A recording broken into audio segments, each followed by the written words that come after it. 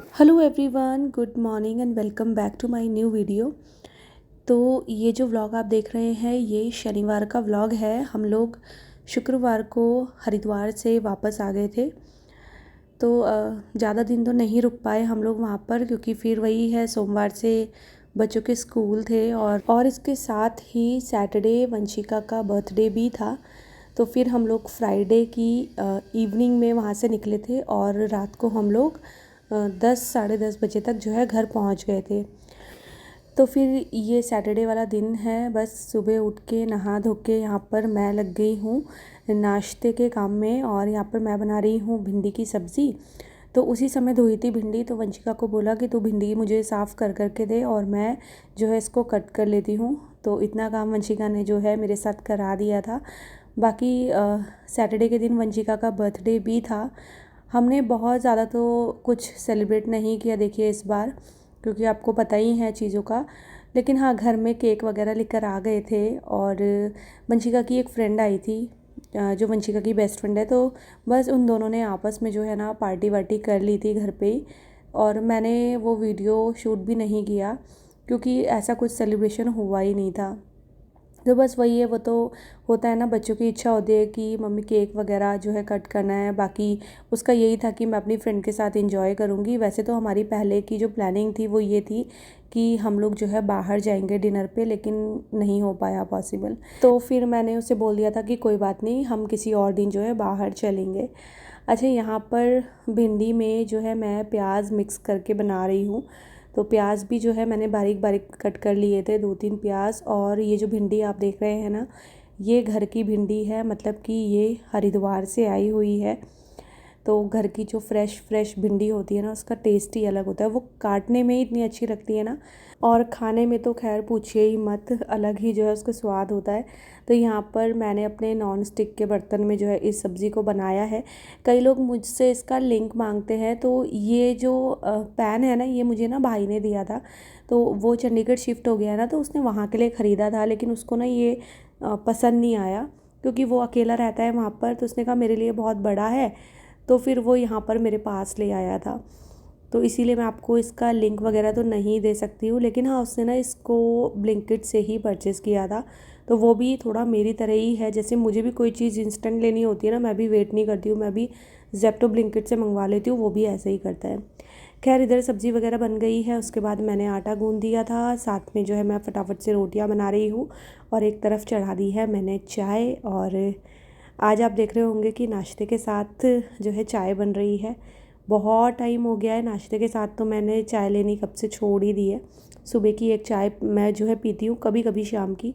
लेकिन आज नाश्ते की चाय इसलिए बन रही है क्योंकि हमारे साथ जो है मम्मी जी भी आई हुई हैं, मतलब कि मेरी सास। तो काफ़ी टाइम बाद जो है वो हमारे घर आई हैं।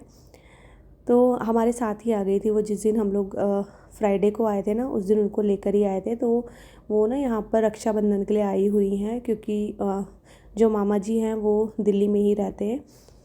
तो बस वही है, और अच्छा लगता है ऐसे जब कोई घर में आता है, तो आप लोगों को पता ही है।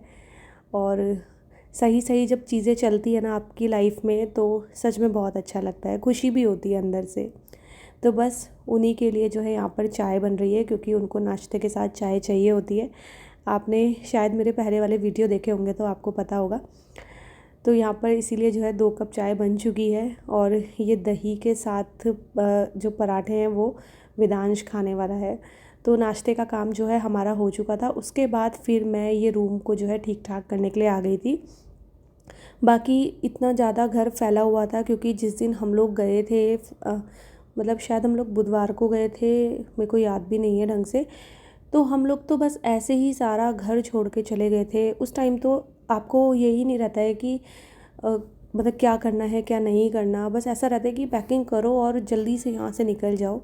तो पूरा घर ऐसे ही हो रहा था। अब घर आने के बाद मुझे बेडशीट वगैरह सब कुछ चेंज करनी ही थी। तो मैंने जो है ना स्नैपडील से बुला लिया था। आपको पता ही है आजकल लोग स्नैपडील से जो है बुला लेते हैं, और कहीं कहीं पर तो रिव्यू उनके काफ़ी ख़राब भी जो है मिले हैं। लेकिन टचवुड की अभी तक मैंने 5 बार बुलाया है वहाँ से, और पाँचों बार जो भी जो है काम करने के लिए आए हैं वो बहुत अच्छी लेडीज़ आई हैं। बहुत अच्छे से काम करती है। मतलब इतने अच्छे से मैं बोल रही हूँ, जो हमारी डेली वाली हाउस हेल्पर होती है ना, जो हम लगा के रखते हैं, वो भी काम नहीं करती है जितनी सफाई से वो लोग काम करके जाते हैं। तो मैं अपना पर्सनल यहाँ पर बताऊँगी कि मेरा एक्सपीरियंस अभी तक तो जो है अच्छा ही रहा है। बाकी आगे अगर कभी कुछ ऐसा होगा तो आप लोगों के साथ वो भी शेयर करूँगी। तो मैंने पहले भी बताया ही था कि अब ये कि चलो ऑनलाइन ये सुविधा हो गई है ना, तो स्नैपडील वगैरह ये चीज़ ठीक है कि जब आप पे बहुत ज़्यादा काम हो तब आप बुला लो, वरना तो फिर यही है कि अब तो मैं खुद से ही करने लगी हूँ घर के सारे काम। तो अभी जो है मैंने उनको बुलाया नहीं था, तो बस यहाँ पर मम्मी जी मेरे सामने आके ही बैठ गए थे। तो वही हम लोग जो है गप्पे भी मार रहे थे, साथ साथ जो है मेरा काम वाम भी चल रहा था। डस्टिंग वगैरह करी थी मैं उनके आने से पहले ही। फिर ये है कि सारा काम हो जाएगा, फिर वो अपना आके झाड़ू पोछा और बर्तन कर जाएंगी। तो 60 मिनट के लिए जैसे मैं बुलाती हूँ तो 60 मिनट में झाड़ू पोछा बर्तन ये सारा काम जो है हो जाता है। तो वही होता है, उसमें ना टाइमिंग होती है आपको कितनी देर के लिए बनाना है, 60 मिनट के लिए, 90 मिनट के लिए, उस हिसाब से 10-10 20-20 रुपये जो है वो इंक्रीज़ होते रहते हैं। और सबसे फ़ायदा उसमें तो जो ऑफ़र वाले चलते हैं ना कि आप मतलब इतने में इतनी विज़िट करा सकते हो, इस तरीके से भी उसमें काफ़ी फ़ायदा होता है। तो पहले भी मैंने जो है 3 बार बुलाया है जब स्वाति थी तो, और अब मैं ये दूसरी बार बुला रही हूँ, मतलब 5 बार हो चुका है। तो बस यहाँ पर देखिए मैंने फटाफट से किचन वगैरह क्लीन कर लिया है। हालांकि वो किचन विचन भी क्लीन कर लेते हैं, लेकिन ऐसा होता है ना, अपने किचन का सामान का अंदाज़ा हम लोगों को ही होता है। तो मैंने ना फटाफट से जो है किचन विचन समेट ली थी, उधर जो है मैंने बर्तन भी इकट्ठे करके रख दिए थे। तो ये है कि चलो अच्छा है, कभी तबीयत ख़राब हो गई तो भी आप जो है बुला सकते हैं। और हाँ, जब भी आप बाहर से कभी भी बुलाएं इस तरीके से ना, तो मैं तो एक ही चीज़ बोलूँगी कि आप ध्यान रखें। मैं तो भाई पीछे पीछे घूमती रहती हूँ, जहाँ जहाँ भी वो काम करती रहती है, तो मेरा तो ये रहता है कि मैं बस जितने कमरों में वो जाती है वहाँ वहाँ उनके पीछे पीछे घूमती हूँ। देखिए थोड़ा सा तो हमें भी सावधान और सतर्क रहना ही पड़ेगा।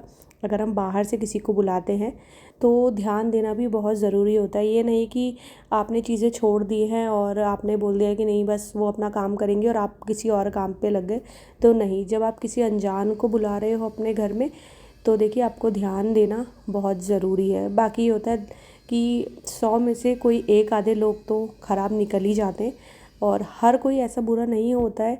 बट वही है, अगर एक बुरा होता है ना, तो फिर सारी चीज़ों का जो है नाम ख़राब हो जाता है। तो वही है, वो भी जब आ रही थी ना, तो उन्होंने भी ये सारी बातें बताई कि दीदी काम कोई करता है और उस वजह से बदनाम फिर सारे लोग हो जाते हैं। तो यहाँ पर देखिए मैंने गैस वैस अच्छे से जो है क्लीन कर ली है, बर्तन मैंने साइड में इकट्ठे कर दिए थे, और अब मैं आ गई थी कपड़े धोने के लिए। तो कपड़े भी बहुत सारे हो रहे थे, मेरी मशीन जो है ना वो सुबह से लेके पूरी शाम तक चली है, इतने सारे कपड़े हो रहे थे।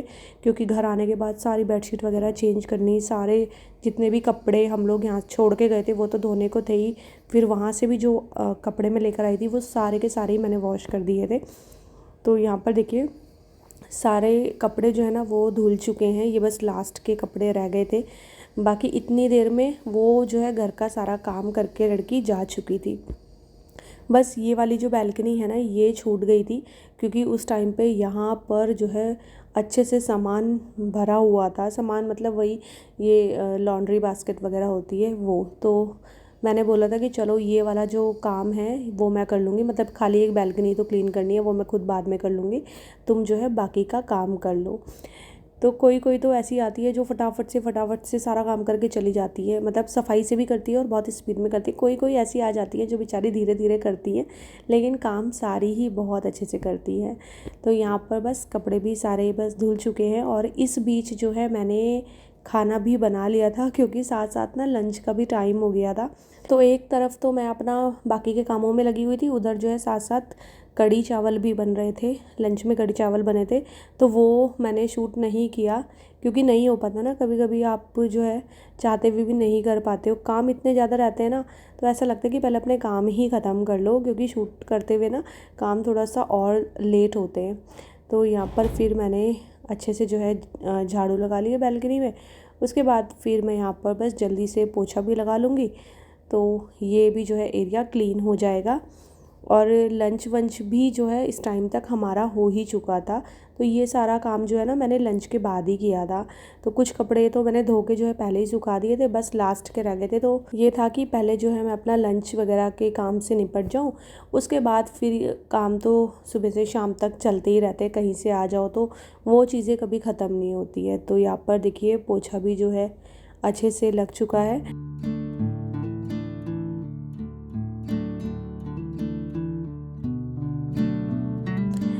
उसके बाद फिर यहाँ पर मैं अपना जो किचन का मेरा थोड़ा सा बचा हुआ काम था वो करने आई। तो लंच के बाद के वही बर्तन धोने का काम, उससे पहले बर्तनों को समेटने का काम, ये सारी चीज़ें मैंने करी।